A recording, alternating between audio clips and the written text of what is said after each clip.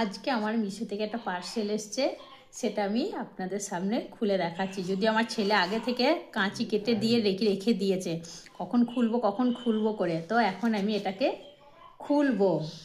দেখুন কি জিনিস দিয়েছি, মানে আমার ছেলে তো ভীষণ এক্সাইটেড এটাকে নিয়ে, মানে কতক্ষণ আমি এটা লাগাবো। বের করি তো সরাই। তো এই হচ্ছে জিনিসটা, এটা হচ্ছে গিয়ে একটা কপুরদানি লাইট। চলুন এটা প্লাগে গুঁজে লাগিয়ে দেখি কেমন হচ্ছে।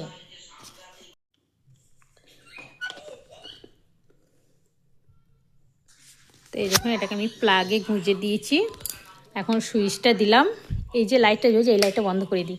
এই দেখুন এটা এখন এইভাবে এটা রাত্রে জ্বলবে।